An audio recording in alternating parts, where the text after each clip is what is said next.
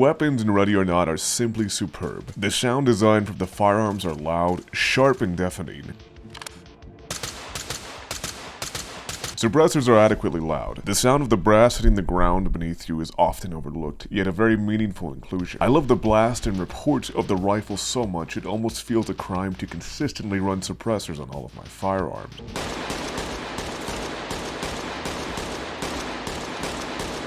The sound of magazines being loaded, rounds being chambered, and actions being released are all crisp, stiff, and mechanically pleasing. The shake and tremble of the rifle bearing into your chest, snapping your camera up, with multiple successive shots, induces the feeling of really shooting the firearm. Ready or Not simply has some of the absolute greatest felt firearm realism in any game I've ever played, and it is tremendous. The firearm, attachment variety, and representation in Ready or Not is vast, and I can tell you when a video game's developers are gun nuts like me. And let me tell you, Void Interactive are writing a love letter to us. To start, their pistol representation is very eclectic. Something that I feel a lot of people will overlook is the fact that the Supporter Edition owners have access to a Polymer 80 PFC-9 frame model for the Glock 19. For those of you unknowing, the Polymer 80 is a firearm manufacturer that sold 80% completed firearm frames. Essentially, this was a firearm that in the US residents could buy online, legally carve out the rest of the frame, and then buy the remaining pieces to craft their own unserialized mock Glock in their own home. This was a legal way of acquiring a pistol without needing to register the serial with the ATF. And here it is for you to remember in Ready or Not. The SIG P229 that is featured in this game is noteworthy for being the Legion variant.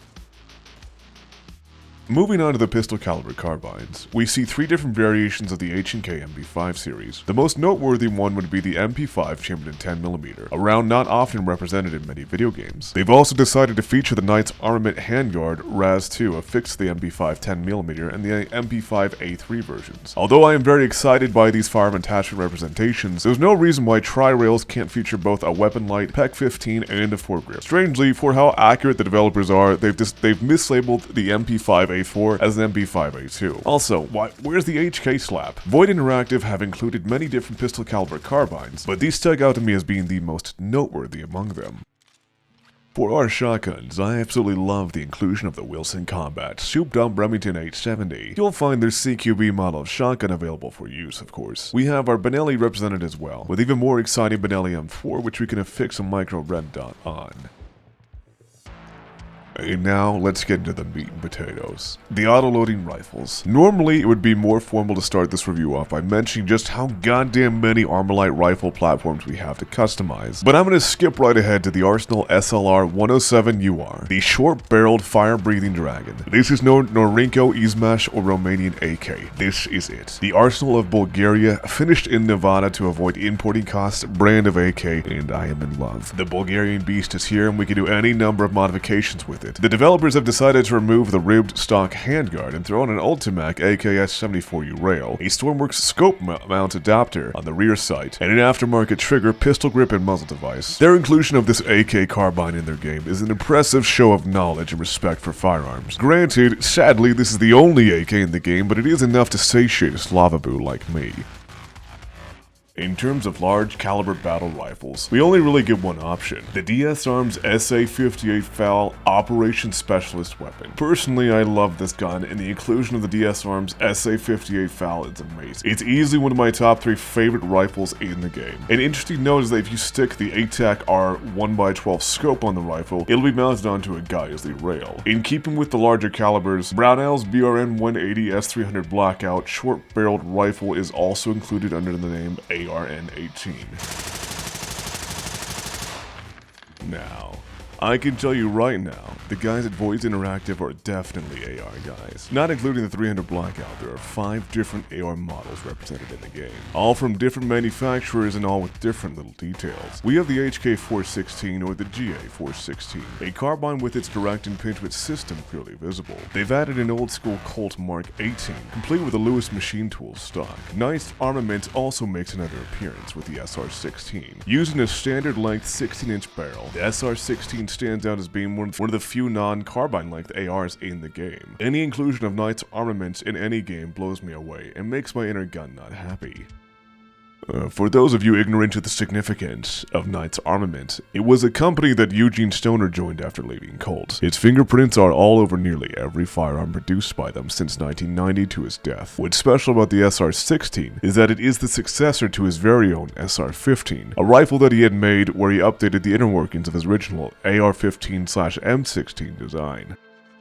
The AWRC, as it's called in-game, is actually a Wilson Combat short-barreled rifle, and the AR platform that happens to be the most near to my heart is the inclusion of the BCM CQB11 with a DIC mod rail system. What's interesting to note is the stock is an LMT stock, and the flash suppressor is a Surefire Warcom. I absolutely adore BCM as a company, and their inclusion and representation in this game means a lot to me. Even though there are about 5 different ARs in the game, they're almost all functionally identical. Their inclusion is simply a cool factor, and it's one that I very much appreciate. So, now that I've broken down why I want to fuck almost every gun in this game, the question has to be answered. Is the game as high quality as the firearms that they depict? Well, let's get into it.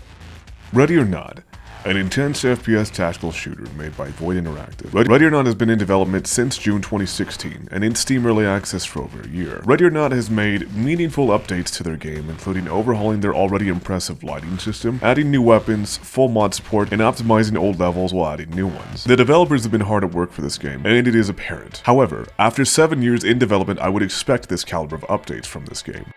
The police force in Ready or Not are an adequate response to the Payday gang. Ready or Not is unlike most FPS games that you will see today. There are no checkpoints, no regenerating health, or medkits lying around. There is no difficulty slider. The atmosphere is dark, realistic, and the developers are completely unafraid to tell hideous stories. The combat itself is incredibly quick and violent. The lead up to the firefights is slow, unnerving, and tense. Every doorway is a threat, either a lurking criminal who will end you in seconds or a tripwire is waiting. Patience is rewarded. Running into a room with no caution can very easily result in a swift death.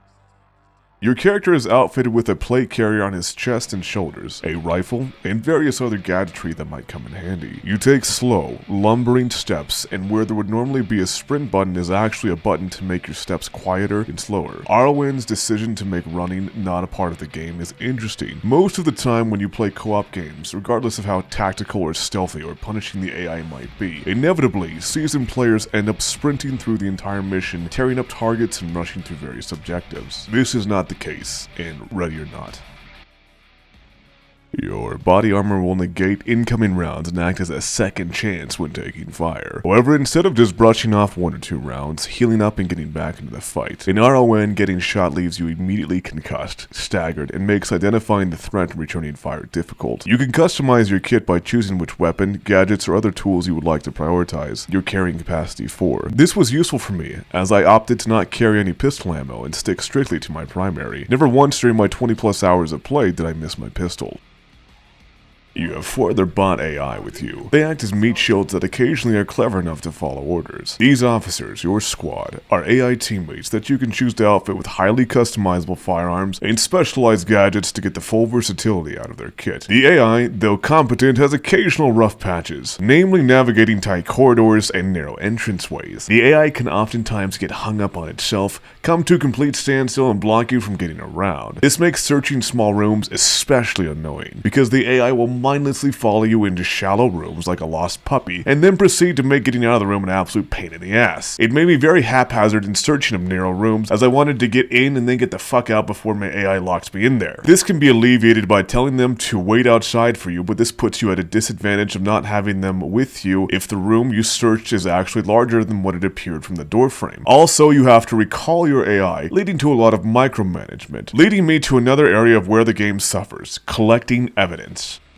As you progress through the levels, you'll be tasked with either securing dropped weapons or scouring for evidence, both of which are beyond tedious. For every enemy that you kill, you'll need to zip tie them and secure the weapons, which adds a layer of tedium. You can task your AI bots with doing some of the more menial tasks, but to order them to do so, because the detection range for the middle mouse button is incredibly small, you'll have to get close enough to the downed enemy. It's usually just faster that you do it yourself.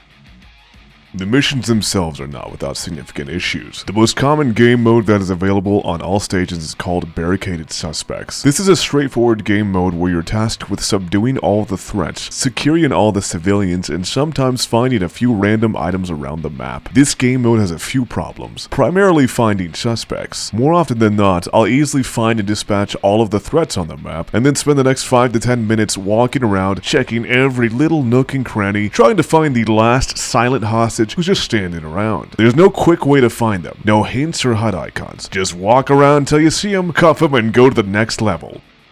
The speed at which Ready or Not becomes a tense, tactical, violent FPS to a boring scavenger hunt is blinding. Collecting side objectives is a big pain in the ass. Once again, there's no indicator that this little tiny object lingering around inside of a room is the piece of evidence that you need. Notable issues were when I passed a number of different laptops in the Vol Health House mission, or passed a literal room stocked with meth in Park Homes 213, but these were the wrong bags of meth, or the wrong laptop, and I have no indicator which one I'm supposed to find. These issues proved themselves to be incredibly annoying for co-op. Half of the sessions I played, if we couldn't find the last hiding suspect or locate the exact piece of evidence, players began team killing each other to just go to the next round. I feel something needs to be done to speed up these lame scavenger hunt moments. Like maybe you can interrogate a suspect and get a HUD icon of somewhere where you're supposed to go, or what loot you haven't found yet. Something also to note is that the missions vastly vary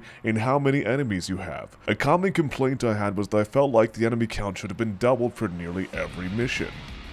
The art direction for the game is stellar, literally some of the best I have ever seen, and it complements the amazing graphics beautifully. To start, every mission's art detail is incredible. One of the strongest parts of the game is their level design and these small, nuanced details to the scene. Each key room to a building feels like a small painting, with its moody lighting, cluttered, based storytelling, and minute attention to detail. There's lines of coke in the bathroom of the nightclub, cell phones ring on the bodies of innocent civilians from family members after mass shooters have taken over a nightclub. The hermit who has barricaded himself in the house stocked with decades-old newspapers and walls wrapped in tinfoil. This game is gorgeous, and it feels like breathing art.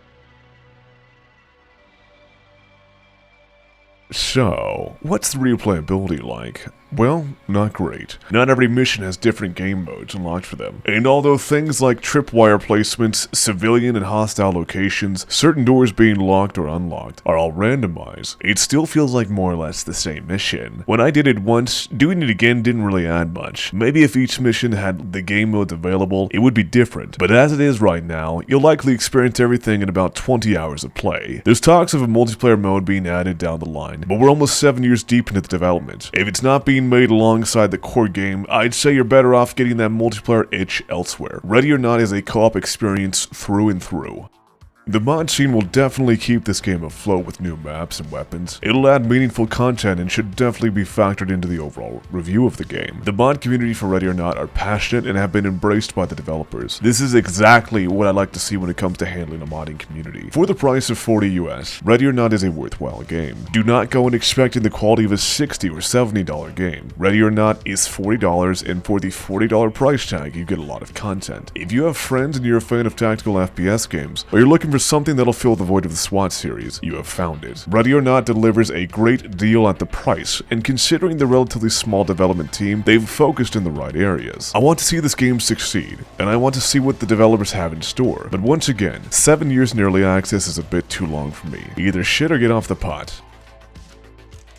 Okay, so today I'm attempting to solo the Cherry-Essa heist, one of the hardest, if not the hardest, missions that you can do in this game. I'm gonna do it by myself. Of course, I'll have the AI on my side, but, you know, they're not really too good for much sometimes, but they should be able to hold their own, roughly speaking. My loadout for this is 7+1 magazines, so I have 8 magazines total, 1 in my gun, and then 8 on my rig somewhere. Leaves no rooms for pistol ammo, but that's okay, because, you know, I don't really use the pistol anyways. We have exactly 1 flashbang, 2 C2 explosives. We'll give ourselves 2 flashbangs, and then some explosives, and then we have an M320 with flash as well. We're wearing heavy armor with steel plates to kind of help us withstand those heavy rifle rounds that we're going to be facing. And then I have all of my squad outfitted with just kind of similar builds. They all should be having heavy armor. I don't know why you don't have heavy armor. We're going to fix that. Okay, so here we are doing the Cherry Sea heist. One of the hardest, if not the hardest mission that you can do in this game. Doing it solo with just the bots, we're gonna knock it out. Now, I know it's gonna be hard, maybe even impossible, but I think we got it. We're gonna handle it for sure. The AI's aim is swift and inhuman, but mine, you know what? The developers, when they made this game, they didn't make it for me. They made it for the average player, not for someone as good as me, who has got amazing, almost imperceptibly human reflexes. So I'll be just fine, and don't you worry about me. See, look at that. What did I say? Look at that. Look at that. Open the door. Knock, knock. Right, it's real. The non-stop pop-pop of stainless steel. Look at that. Oh, incredible. Insane reflexes. This AI, dude. Like I said, they made this AI not for me, but for somebody else. Someone who was worse at the game than me. Because they're making the game for me. It's impossible for most people, you know? You know? Like, I haven't even taken a round yet. Come on, guys. Took one round. He scared me more than anything. That's about it. He was ready for me. I wasn't ready for him. He had the advantage. We still knocked him down. We got him. Switch. New mag. New mag.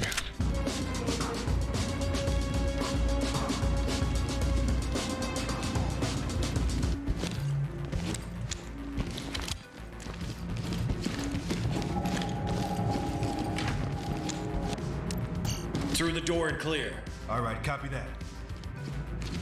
I know they're lurking. All right. And again. Through the door and clear. Get on the ground now. Very good. That's using the AI to do a little bit of dirty work for you. Very good. Oh, let's look at that. Look at that. Quick reflexes. Had you been a bad guy, you would have been dead. Let's check in our 6, make sure nothing's going on. Fast reflexes. Gotta be faster than that. Gotta be faster than that. Faster than that. Come on now. Come on now. Easy, easy. Ooh. Listen to those grunts of pain. That's right. Let go. Embrace it. Embrace it. Nothing to be afraid of. Walk towards the light. It's nothing to be afraid of. You're moving on somewhere new. Somewhere special. Shh. Shh. This courtyard is very dangerous. Stick away. Oof. Oh no. Talk to entry team. We're just gonna forget about that one. Shouldn't have been there. I said fastest reflexes, I meant fastest reflexes. I didn't say it was always a good thing. This house reminds me of Way of the Gun, okay? We're doing an amazing job, but I expected nothing less. Oh, we did it. We completed it. Nice. Very good. That's what I'm talking about. Like I said, one of the hardest, if not the hardest missions, and we just cleared it. We just cleared it. Now we had a little bit of a, what would you say, misfire on a civilian, but it's okay. It's okay. Get on the ground. Get on the ground. Get on the ground. Come on. All right, well, we did it. Like I said, one of the hardest, if not the hardest missions in the game. We knocked it out. We did a pretty damn decent job. I'll take it.